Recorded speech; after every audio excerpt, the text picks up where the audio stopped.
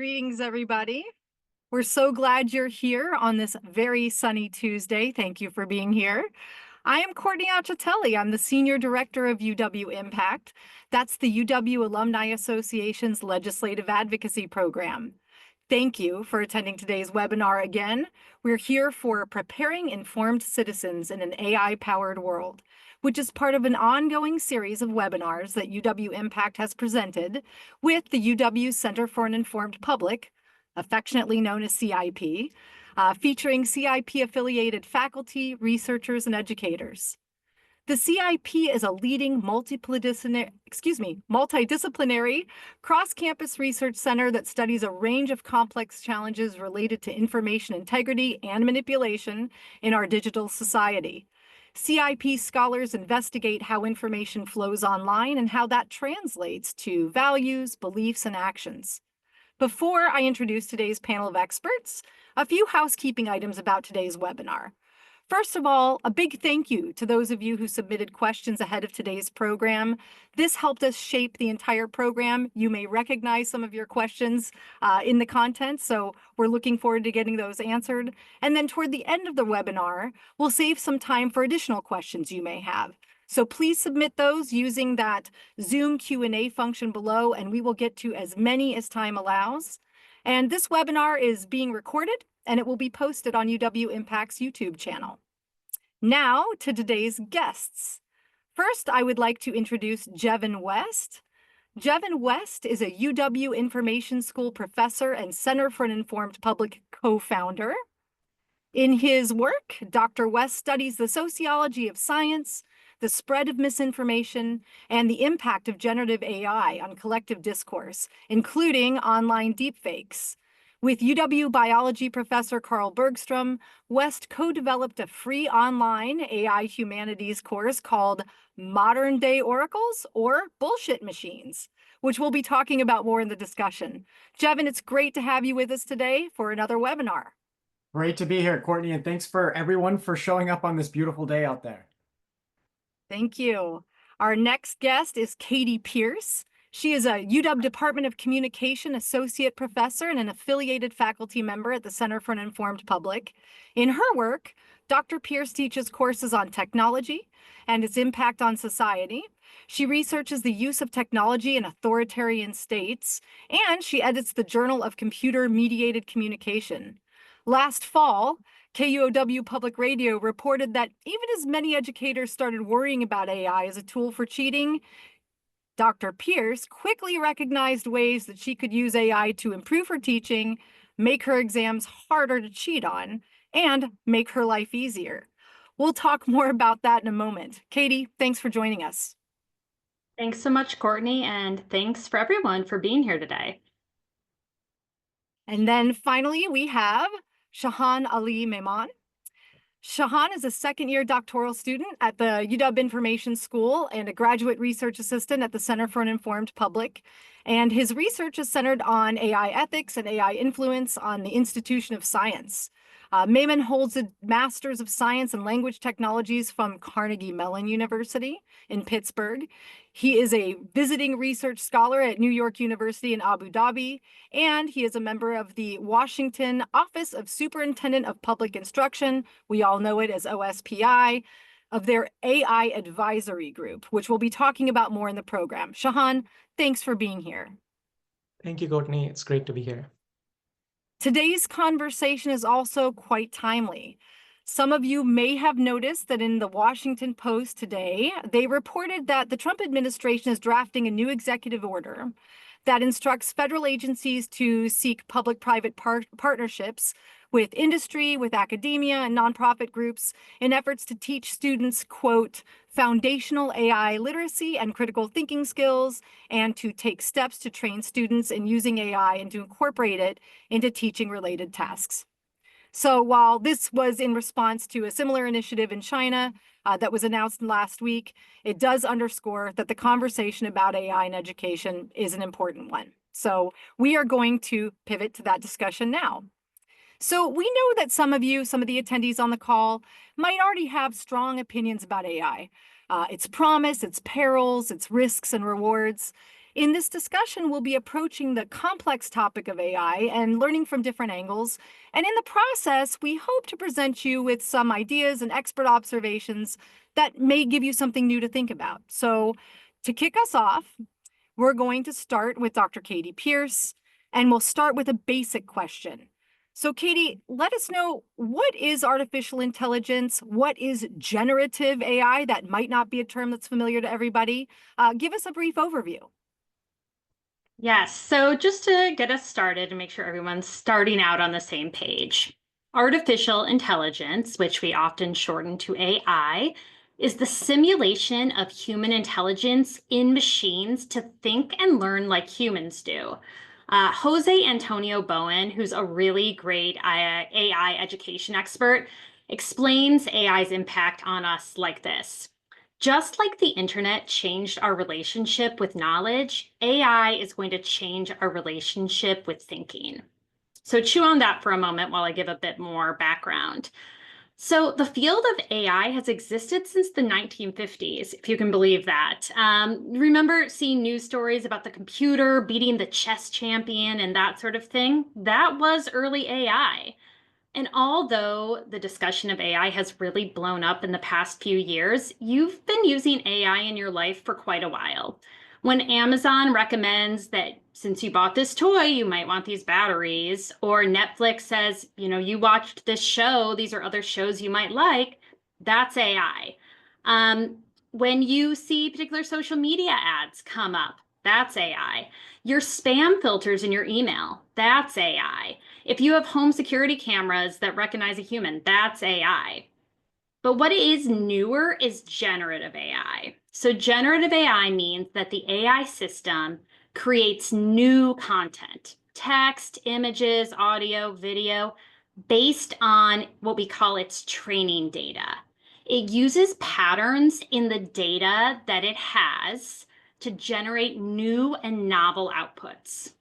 So these big commercial tools like ChatGPT that you've probably heard of, they have these massive data sets, basically the entire internet, including things that are copyrighted or maybe were considered private, which does cause us some concern. And they learn from patterns in these huge, huge data sets. So we know that there is a lot of anxiety around AI and generative AI, and I will speak for the other panelists. We are anxious too. We are citizens, we are parents, we are educators, and we know that whenever a new technology enters society, going all the way back to stone tablets, but also kind of more recently, telegraph, radio, calculators, TV, the internet, people do tend to get anxious about the effects that they think that these things will have. So for us as researchers and as educators, we're always trying to talk about the balances of the benefits and the challenges of AI. And so we're really hoping throughout this discussion to try to maintain this balance. Sorry, Go ahead, Courtney. No, you can finish that thought and then I'll start with another question. Yeah, so just kind of moving into talking a little bit about the educational environment, since that's our focus of today, is talking about AI and learning, just to get us started. From early education, like preschoolers, to K-12, to higher ed, and everything in between, generative AI has really quickly become a really big part of the lives of both students and educators. So we're going to talk more throughout this webinar conversation about what this looks like right now. And although it's pretty easy to want to sort of focus on the not so good AI uses like academic misconduct, we're really also going to try to highlight a lot of the beneficial uses as well. So thanks, Katie. So we know that with AI, there are risks and rewards. So a bigger question, and the question that we've heard from our audience, is what is going on with AI in the classroom? Is it already there? What does it look like? Yeah, so, I will say more or less, the classroom today looks basically like it used to when all of us went to school. And I mean this for preschool to K-12 and the college classroom. The basic setup is pretty much the same. But of course, there is now a lot more technology, including AI. So we're now a couple years into the generative AI boom being a big part of our lives, and we are still getting used to it. But the fact is, it is here, and a lot of people are using it. So just to start out with some of the challenges, I usually try to start out with the positives, but we'll get the challenges out of the way. Um, so instructors at all levels, sometimes begrudgingly, are having to adjust their assessment methods because indeed, some students are using AI in inappropriate ways. Like, we really don't want students generating an entire A+ essay with ChatGPT. As it stands right now, it is true. ChatGPT can write a decent C-level essay. And so we as educators have to do a lot of things to reduce the chance that'll happen. And I will say that, and I'm sure that Jevin would echo this. I know we've had many conversations about this, that for educators, K-12 and university educators, we just went out through a lot during the COVID pandemic in terms of changing our teaching and having a lot of additional stressors. And so adding generative AI after already getting through that has added some stress for people. But I will say, in good news, a lot of educators, K-12 and college educators, are seeing a lot of the really cool things that generative AI can do for the classroom environment. And two main things that I want to talk about is first, just having AI doing tedious tasks. For example, I'm giving a midterm exam next week. I had AI help me generate different versions of the exam. That saved me hours that I can spend doing more important things like spending time with my students or creating seating charts. Little tedious task AI is great at. Also fun stuff like making fun activities, fun worksheets. And so just like when we've had concerns about technologies in the past, we are adjusting to the new normal. So for example, we're still all sort of sorting out our expectations for documenting and transparency of AI use.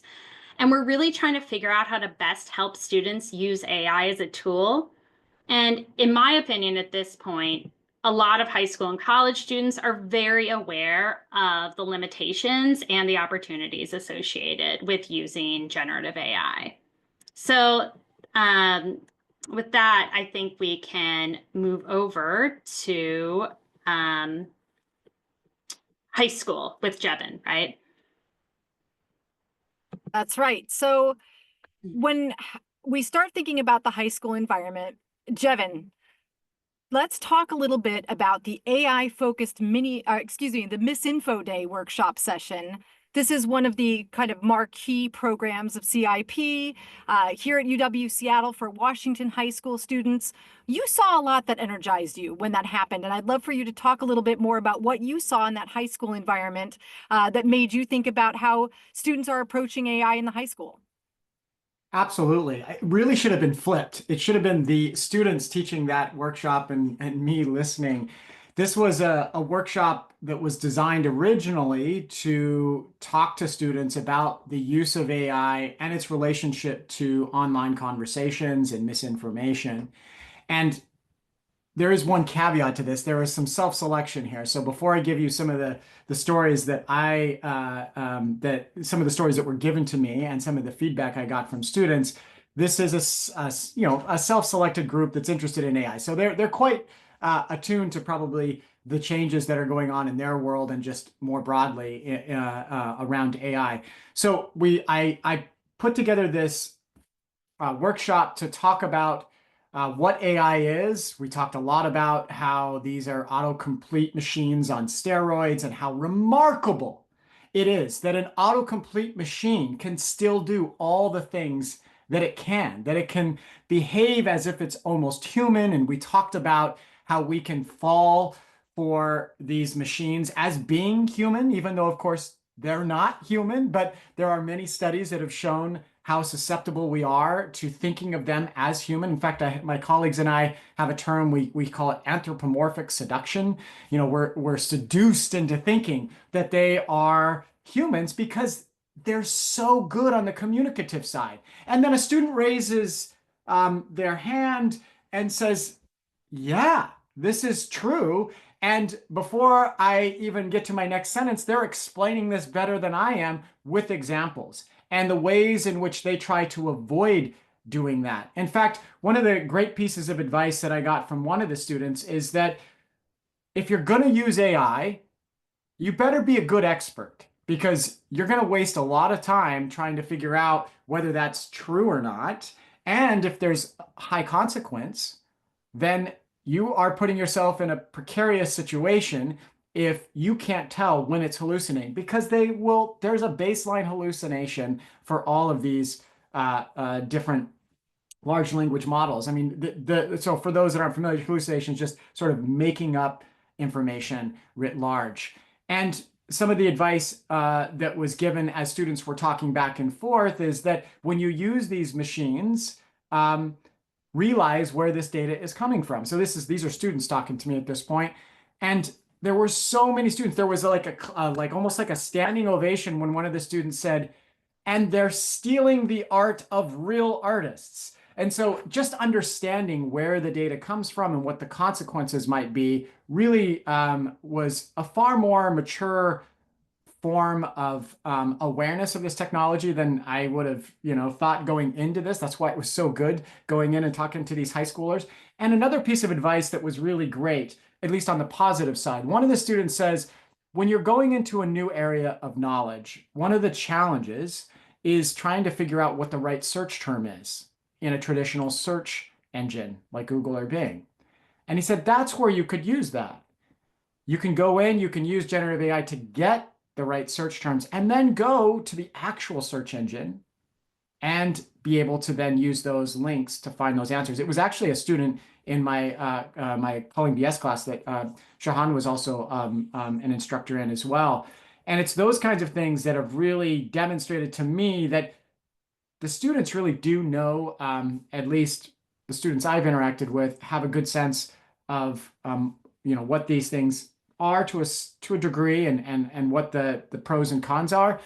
That said, again, that was a selected group that's probably thought about it, which is why they self-selected to go to this workshop on AI and implications. So I can't say that's representative of the full population, but certainly the students that I've talked to. And so I do think that these are the kinds of things that we can do in a classroom, and certainly on a beautiful evening together in this kind of virtual format, we can have these conversations to figure things out. Because as Katie said, oh my gosh, we're still trying to figure this out. We know they're powerful. I have found in my own world how powerful they are. My colleague and I one night decided to see if it could code up from scratch a Space Invaders game, which is something that we were kind of reminiscing when we were young. We tried to code all ourselves. And oh my gosh, it coded the whole thing up, even the little icons in Python code. That's remarkable. Again, that how autocomplete can do that is just beyond me. And certainly something that's magical to us in many ways. But I think one of the big pieces of advice I want to give today, and I'll try to say it multiple times just to make sure it sinks in, that one of the things that we have to do as a public and that we have to convey to our students is that we have to make sure that we don't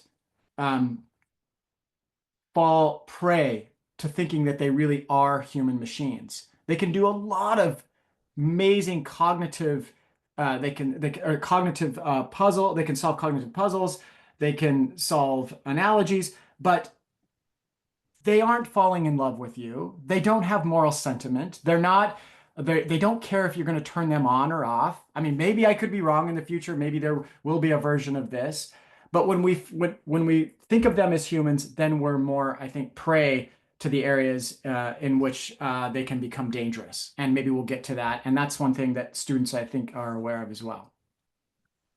Thanks for that. So that's a whole lot of reflection when we think about the fact that there are varying degrees of knowledge. In many ways, some of these teens are wiser than some of the folks that are maybe in the teaching, positions and things like that. And we talk about, is it dangerous? So I'm sure there is some anxiety around regulation or recommendations, right? So I'm going to go to Shahan now. You and Jevin have been part of the Office of the Superintendent of Public Instruction's, OSPI's, AI advisory group to help develop a set of recommendations for K through 12 schools on how AI should be integrated into classrooms.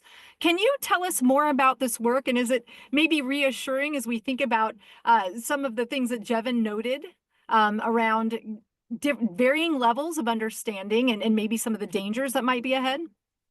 Yeah, thanks, Courtney, for the question. And that's right. So Jevin, I, and Zach Murphy, who is also one of the fellow PhD students in the information school, we have been part of OSPI's AI advisory group for almost a year and a half now. And I was very fortunate to be part of their AI ethics guidance, which was published last year in the July of 2024. And I'm very proud to say, firstly, before we get into the details, is that our state, the state of Washington, was one of the first 5 states to publish such a guidance for K-12 schools. So that's a moment to be proud of. But to my knowledge, it's not only one of the first 5 states, it's also the only state to have published and then revised it twice already. So that says something about the state of Washington and how on top of things we are. We are definitely ahead of the curve in some sense. Talking about the guidance itself, within the guidance, we are very sort of clear about what AI is and what it is not.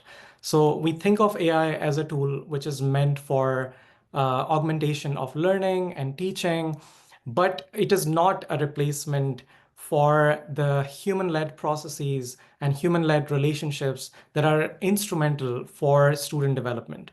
There are also not some sort of sentient beings with superhuman intelligence that can sort of replace our so highly qualified teachers and educators. Within the framework that we have defined in the guidance, it's a very human-centered approach that we have taken. There's a framework that we call HAIH. So AI is sort of bracketed across around human. And that's to emphasize basically that whenever you're trying to integrate AI within the classrooms, it always should start with human inquiry and then should be followed with AI augmenting learning and teaching, and then should still be followed by an end with human reflection, human empowerment, and human insight. And this sort of ensures that humans are always in control of the technology that they are using within their classrooms or in different contexts. And for that, we sort of provide a scaffolding within this guidance for the instructors and for students for how you can integrate AI across different levels in the classroom. And so for that, an example would be our level 0, for example, is that you have no integration of AI. And there are many tasks within classrooms where we don't actually need AI. Versus level 5, where you can use AI as a co-creator. And so across these different levels, we sort of provide guidance on what would be the responsibilities of instructors and students when you use AI as a brainstormer versus as a co-creator. Within the guidance, we also try to not be very stringent in terms of defining rules. So it's supposed to be a guidance. It's not supposed to be a rule book. And that was intentional in the sense that, firstly, for such a fast-moving technology that is AI, defining stringent rules is not only not the goal, it's also not feasible because it's moving so fast. And so we wanted to provide some sort of flexibility for instructors and educators to sort of take this guidance and use it based on their own needs within the different classrooms. So we have provided that level of flexibility. For more details, I'm sure Michael has put the link in the chat for the guidance for those in the audiences interested to read further. One last thing before I close is I also recently learned that the state of Wisconsin has adopted our human-centered approach within the guidance. So I think as a community and as Washingtonians, we should be confident, assured and feel empowered, right? That not only is the state of Washington at the forefront of these developments, but we are also somehow paving the way for other states. And the University of Washington and the amazing faculty and the students that are here are making meaningful contributions to these developments. So we should be very proud and should feel assured in some way. Yeah. I actually do think that's quite reassuring, and it's nice to know that CIP is at the forefront of that. So thank you both for your work on that. Let's shift a bit from the K through 12 space to college. Katie, I want to talk a little bit about what it's like for undergraduates right now. You touched on it a bit from the instructor perspective, but I was thinking maybe you might give more specifics, specifically thinking about the students and where AI fits in the classroom for them. Yes, and it's great to sort of think about it. A lot of the things that Jahan was just mentioning really also apply in the university classroom as well, and really thinking about where does AI fit in here. There's a lot of things we don't need AI for. There's some things that it can help for, but just a few examples to help people think about maybe a bit more concretely what this would look like. Last week in my class, I had my undergraduate students make educational posters on the module materials. It's a great way for them to learn how to express their understanding. And in this assignment, I said, pick a grade level, 7th grade to 12th grade.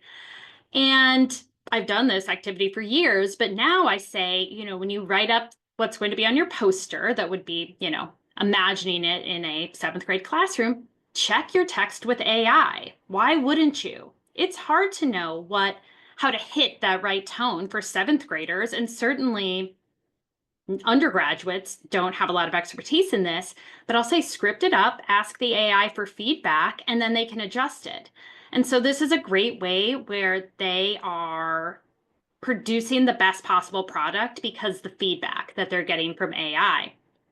Or in a different course that I teach, I have students use different AI image generation tools to create comic strips about different theories. So this was really fun, of course, but having them explain their bigger ideas through comics really forced the students to have to think about these ideas, and they created the most gorgeous comics. Some of them sort of in newspaper format, some of them really sophisticated. And so this was fun, but also you could see this tremendous amount of pride that students had in creating these. And you could say, okay, well, the tool created it, but it was their prompting and the way that they were instructing the AI to create particular images that was really how they showed their skills. And to be able to do this kind of assignment without them needing artistic skills or special software, and they can do this in, 25, 30 minutes, that is great. Another way that AI shows up in my classroom, at least in some ways that I do it, I don't know if a lot of people are doing this, is that I have AI chatbots that mimic the feedback that I would give. It's not a substitute for feedback from me, but it allows students to get feedback instantly from sort of a version of me that never sleeps and never gets tired of their questions. And so I've trained these chatbots on years of the way that I give feedback. And so so far, I've been doing this for a few years now, the students love it. Because even though certainly they still come to me for help, if they're working on it at 2 a.m., and I'm certainly not going to be answering their emails at 2 a.m., they are really getting something that they feel good about turning in. So those are some ways that I'm using it. I will say that another thing that people sometimes will ask about is talking about instructors using AI for automated grading. It's been my experience and in discussions with others that students really don't like that idea. And I'll mention there's a forthcoming New York Times article by journalist Kashmir Hill that's coming out next week that I was interviewed for on this about AI for grading. So keep an eye out for that.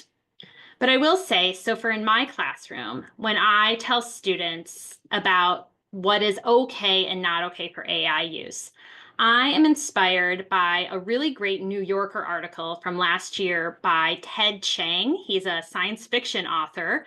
And he wrote this great piece. I think Michael Grass is going to put it in the chat, called Why AI Can't Make Art. So he talked about this idea that I tell undergraduates. So I say, AI use is like using a forklift or like lifting weights. So sometimes in life, you need to use a forklift. If you work at Fred Meyer and you need to take a crate of bananas from the warehouse out to the produce store, well, then use a forklift. That is what you need to do your job, and that's okay. But also then think about weightlifting. And I'll ask students, like, why do people lift weights? And the students, of course, say, you know, to get stronger, to better themselves. And I say, yeah, exactly. So in this class, if your AI use is more like weightlifting, you're using AI to better yourself, to make your mind stronger, to learn this content better, then it's probably fine. But in this class, don't use AI like a forklift.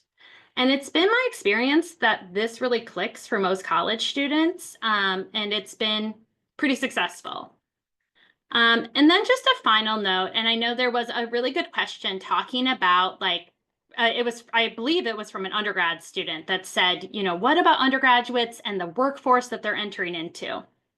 So I saw that question and I wish I had an amazing answer for that student, but I'll say my philosophy on this. I look out at a sea of undergraduate faces and I look at them and I think about when I entered the workforce after undergrad and back in the late 1900s, as my students like to say, and then I cringe a little bit.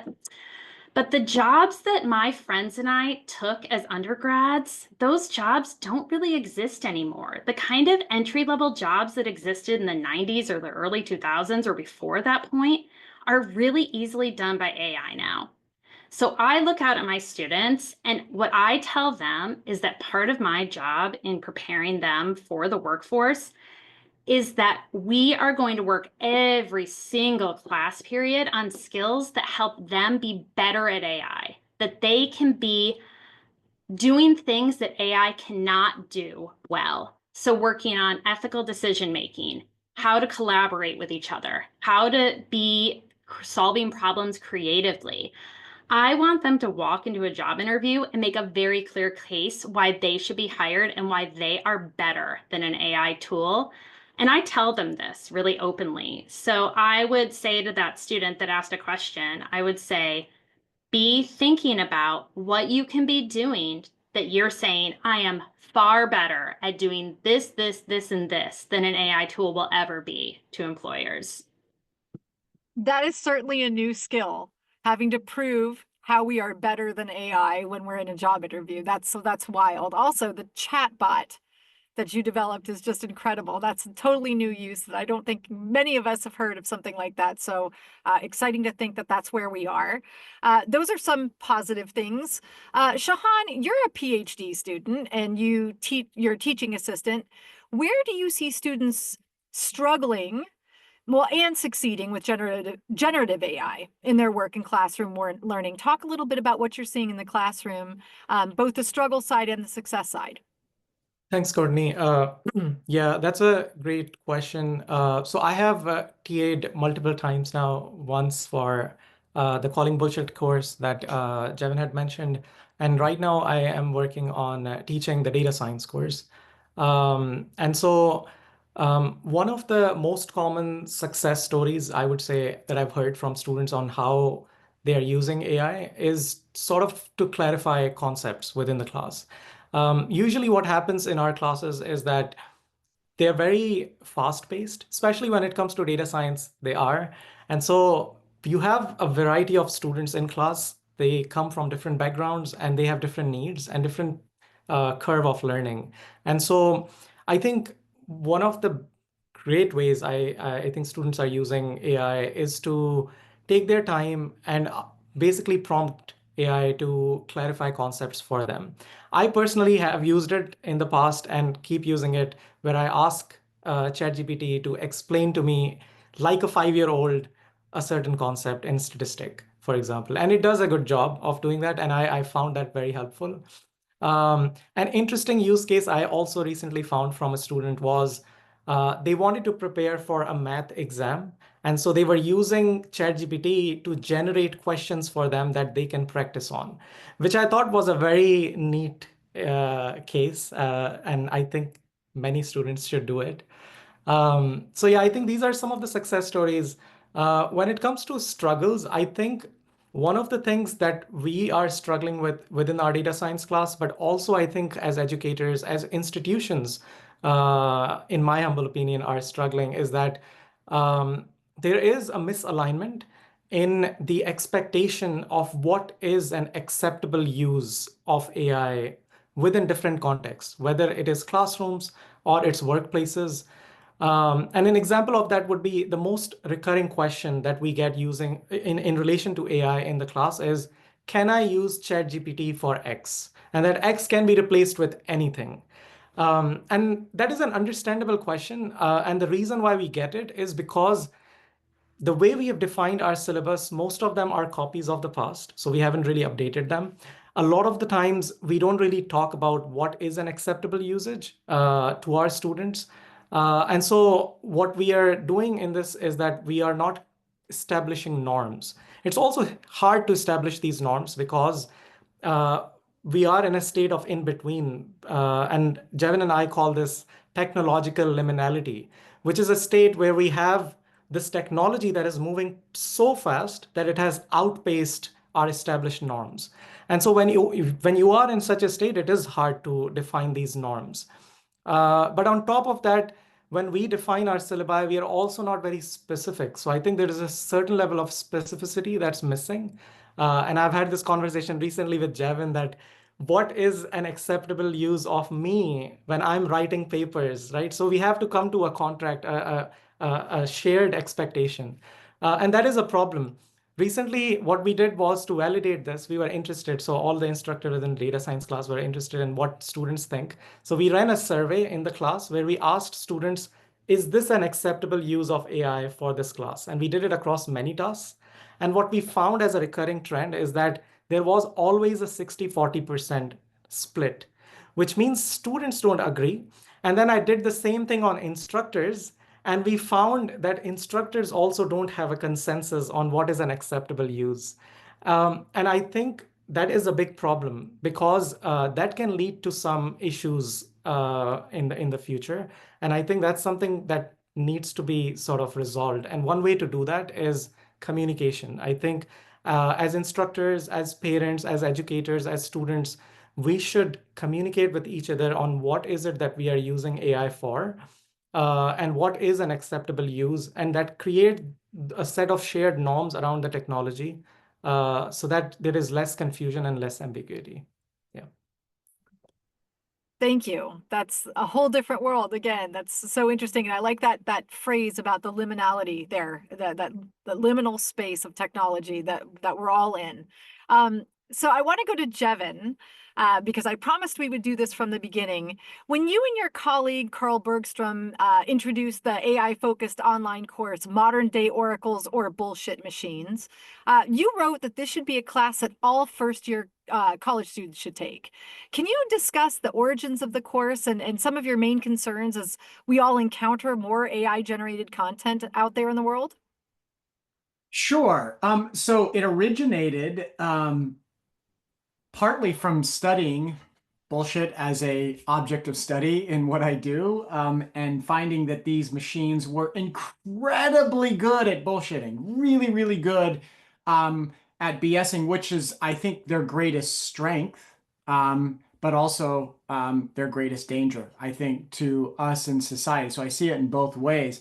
And one day I would wake up in the morning and I'd go, holy cow, these things can do remarkable things. Whether it's come up with a sonnet, within seconds, write code and, replicate Space Invaders, as I mentioned, and all the other things that it does. But then the next day I would wake up and go, these things are overhyped. They're terrible at what they do. They're dangerous.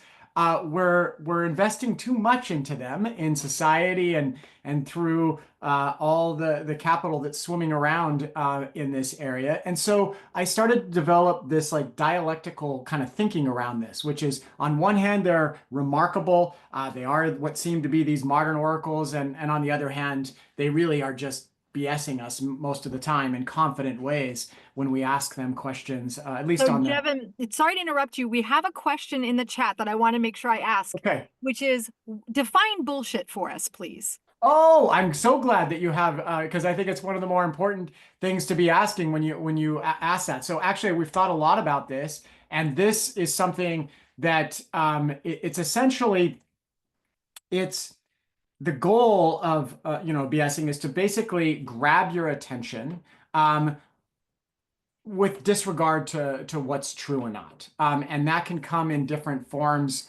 That can come not just in rhetoric and language, but it can come in like a statistic. So I sort of throw out a statistic like, 27% of all online virtual classrooms throw out 5 falsehoods or whatever. Of course, that's not true, but it sounds, I'm BSing you because I threw out this stat that sounds, really official. So I think for these machines, they're good at that because they're confident. They're not, there's attempts, at least at this point, to sort of hedge what they're saying with some sort of probability. But they say that the answers we get are with 100% confidence, which is what you see in a BSer, in a bar somewhere telling you that they're an expert on, I don't know, writing, novels or whatever. So I think that's a little bit what we're seeing. But the idea behind the course is really just to provide a forum for teachers and students and the public that wants to take it. There'll be a link here. I think Michael might have already posted it. It's all free. You can use it however you want. And if you find it useful, that's great. Just let us know if you're using it in the classroom, just because then we can send you more material.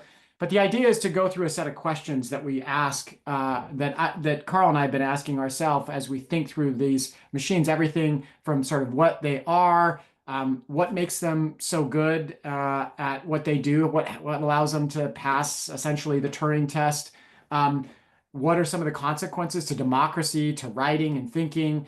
One of the things that we talk about is the ways in which this technology may fracture us even more, just like social media and many of our new information technologies that have not necessarily brought us together, which was sort of the dream of the 1990s. I remember sitting around campfires thinking, wow, this is going to democratize information. It's going to connect all of us. But really, in many ways, technology has done the opposite. It's disconnecting us. It's putting us in our little echo chambers. And I wonder if this technology, because it is so customizable, which is its strength, it can customize based on what you know and what you're interested in, I can give you answers and I can direct you in different ways.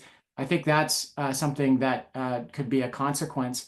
I think, one of the things that I do want to stress, and this builds off of what Katie and Shahan were saying about how we should think about this in the classroom, is that I do think experts are going to still be around. And it's not that it's going to eliminate doctors, for example. Many doctors are now using this ambient listening technology, these bots that are essentially listening and doing the dictation and the documentation and saving doctors a lot of time, multiple hours in a day. And they're thrilled. But what is that 2 hours? What happens to that 2 hours eventually? Well, there's probably going to be an expectation that the doctors take more patients or they'll do more things. And I remember this when, technology was coming around. We had computers, and I'm even old enough to remember like sort of doing papers before even sort of they were fully digitized. And then when all these like Word and all these new word processing more generally and LaTeX and tech capabilities, I thought, wow, we're going to be able to write like 10 papers a year instead of like 1 or 2 papers a year. Well, we're not less busy with the technology. I think the technology, we have to embrace it in many ways. Like Katie and Shahan have said too, that we have to train our students to be able to use these things because it's here to stay. But then I think the question is for the students and the teachers to figure out is what are those skills that they need so that they aren't they continue to be experts and continue to be useful. So in this class that we talk about some of the things to think about as you use them as writing devices, and also to make sure that we don't just focus on the writing elements of generative AI, that we think about the ways in which real natural voice and eventually face, realistic faces will be attached with this. thinking about deep fakes and the videos and audio files that are used, and the ways in which we're going to have to grapple with these companions, with this technology that some, and this isn't my quote, this is, others have talked about how they have essentially tapped into the operating system of humans, which is our way of our communication systems.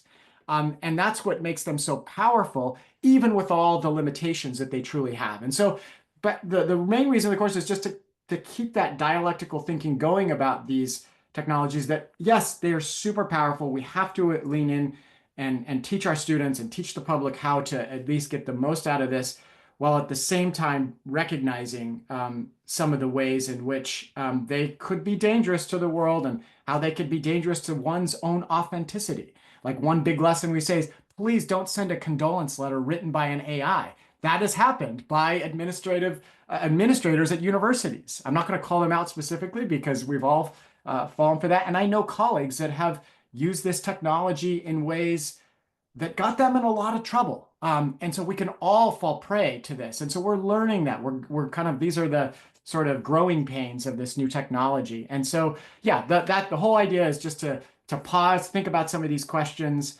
and then figure these things out, I guess, individually and collectively in society.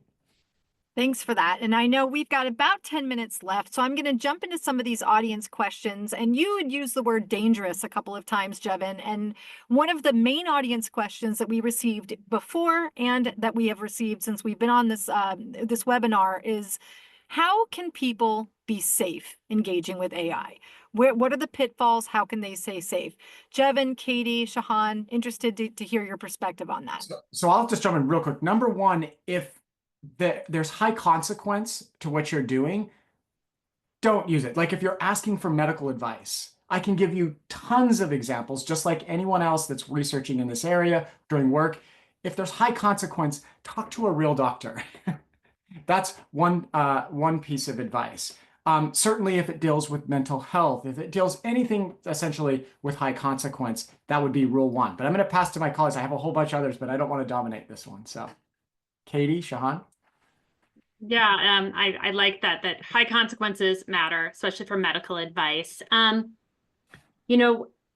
think I will always tell people that one of the most important things to know is that these commercial AI systems are not private, and that you should absolutely not be uploading or copying and pasting your personal financial information, your personal health information into them, and certainly not with your name or social security number or address or any sort of personal identifying information into them. These systems use what people give them to continue building their training data set, and you really don't want your personal financial information being used to train things. My basic suggestion is this, that generative AI is fantastic at generating novel content. So if you're trying to come up with birthday party themes, chocolate chip cookie recipes, generative AI is like a blender. It's taking all of the internet and giving you some fun new ideas. But if you're looking for information that is grounded in reality and truth, generative AI might not be the best thing for that, because by design, it generates novel content based on its training data. So if the thing that you need to know is not in its training data, it will create something brand new, which probably in many cases isn't really factual. So if you're trying to get fact-based information from generative AI, you have to triple or quadruple check it. But if you're trying to generate a fun coloring sheet, it's going to be great. I love the blender thing, Katie, though, but I've learned so much from Katie just because we've talked about this. Katie is at the forefront of like really thinking novel things in the classroom. That was another example. I gotta think about that. That blender thing is good. All right, sorry, Shahan, go ahead. Oh yeah, that was great. I really like Katie's analogies. They're very useful and helpful in understanding these concepts. I just wanted to add on to the Katie's point as well that a lot of times I think when we are using search engines, for example, we are sort of now we are asking a question from ChatGPT, or you're asking a question. Our expectation has changed that now this particular agent or system is going to answer me correctly. And that's not the case. As Katie mentioned, these machines or systems, or however you would want to characterize them, are really good at producing novel information. And in a term for that, as Jevin had mentioned, is known as hallucination. So hallucination is basically them producing novel or non-factual information. And so the other, I think, suggestion I would have is maybe try to learn a bit more about how AI actually works and how generative AI works. I think creating that level of AI literacy and education is important amongst the common public to understand what are the risks. And so I'm also linking an article that me and Jevin had written about how search engines are changing as a result of generative AI that the audiences can read. But yeah, definitely like learn as much as you can about what is happening behind the hood, I And then think. can I, and so sorry, I just wanted to one more in because I know we don't have time and we have to get to other questions. But one other thing that I think we should all be thinking about is the ways in which this technology can be sort of a man in the middle attack. So it's essentially a great way, if you're a bad actor, to inject all sorts of discourse into what seems to be authentic conversations online because it's so incredibly easy to generate content nowadays. It's relatively cheap, at least to an individual, and it's very easy now to deploy. That if you're reading things on the internet, you have to be especially skeptical of whether it's really an authentic person or whether it's a bot. There's been tons of research recently showing how much of those users and the content you're reading now is just simply not real. And that can still have an impact on perception. And so we have to be careful of that. Maybe we need to start thinking about regulation or at least allowing researchers to have access so they can at least audit some of what's going on. It makes it very difficult as researchers if we don't have access.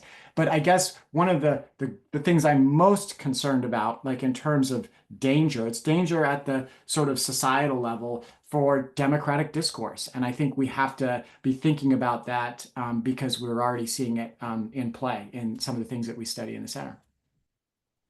So that's a great segue to this audience question, which has been asked in various ways. So I'm going to try to kind of amalgamate it. How do we even give students assignments now that AI can write their papers? And also, like, is this just going to make crappy writers of students from now on? Are they going to even be able to hone their skills if AI can do this for them? As concise as we can be, Katie, I think I'll probably throw this one at you because you work with students in the Department of Communication that are actually writing papers and should have extraordinary writing skills. Is this going to dull them? Tell us more about that. Yeah, I know. This is something that we all think about a lot. This is something that I care about. Now, I hope none of my students are on this call so they don't learn all my tricks. However, so lots of small things that we all do, those of us that assign writing. So highly scaffolded assignments that have lots of small steps that are extremely specific to the course. I have my students write in Google Docs that I see the writing history so that I know they were really typing and they are instructed to do this. Now, I have had sometimes students, I could tell by the way they're typing that they are looking at another screen and typing from ChatGPT, but a lot of people do this now. And so there's little things like that. I do a ton of in-class writing. So I will say that last quarter, I did in-class writing 2 times a week. My students did paper, pencil writing. And I will tell you all, I was incredibly impressed. They were great writers without technology. And it really alleviated some of my concerns about, oh my gosh, are they losing their writing skills? They were fantastic writers. They can express themselves quite well. So kudos to our K-12 educators for helping to make that happen. So I am not really that worried about current undergrads. I am the parent of a high schooler, so I have, day-to-day interactions watching my own child's writing develop, and I am a little bit worried, I guess. I don't know. I think about it a lot, but I don't think that it's going to be that big of a deal. Expressing oneself through the written word is something that we value as a society. They are still being taught that extensively in schools, and they Yeah, I am not concerned. And I do think, just like how 15 years ago I had a line item about their punctuation and spelling, that really I haven't needed for a number of years, because spell check and proofreading basically have taken care of it. I never get anything with like spelling errors anymore because it just doesn't happen. I think that some writing issues, because of like AI feedback on their grammar or writing, that probably it'll become sort of like spell check, in that it's just something that like we're okay with. So I really do want to alleviate people's fears about this. The students can write, they will continue to be able to write. And you know what? They're going to be doing different things with their writing than we all did, and that's okay. All right, And just we have, the only, oh, sorry, sorry. go ahead, Jevin. Oh, just one quick thing, because Katie's answer was fantastic. One of the most important elements of a writer and teaching writer, at least from my experience, and I have colleagues that are far better writers than me, but I do know that when we've had this conversation, it is the most important thing, and that's just iteration. And what this technology allows is for students to iterate more often than they would maybe be able to with a teacher that has 100 students or 60 students or even 20 students. And so by iterating, they get to iterate. And I think that's fantastic. And then, of course, we do need to think about ways to allow them to have the space without the technology to write, because writing is a reflection of our thinking. And I do believe that that's a way for us to crystallize our thinking. So we want to continue that. But anyway, I think Katie's answer totally captures most of what I agree to as well. This is unwise of me with 1 minute left, but there's one question that I've seen pop up in a couple of places that I just want to throw out there, which is, how in the world does generative AI come up with anything novel? Like, what does that mean that it comes up with novel ideas if it's all been fed the millions of ideas prior? How does that happen? Can we answer that in a minute? Well, I can quickly say Read that Ted Chiang piece on can AI make art? The answer is no, AI can't make art. But Jevin, go ahead. Yes, no, I agree. So it's remixing existing content. And just so you know, this issue of novelty is being debated at conferences around the country and around the world. So we could not answer in 1 minute, even probably 1,000 minutes, because we're all sort of figuring out. But my quick answer is that it's a mixture of things. It's a combination. So if you talk to a patent examiner, they would consider that likely novelty, because that's what they evaluate in the patent system. However, an artist may say, well, it's all existing ideas, so it's not it's not zero shot art, like we talk about zero shot reasoning. But yeah, so I think this is a ongoing debate. And with that, our time is up. I want to thank our panelists from the Center for an Informed Public, Jevin West, Katie Pierce, Shahan Maimun. Thank you so much for being with us tonight.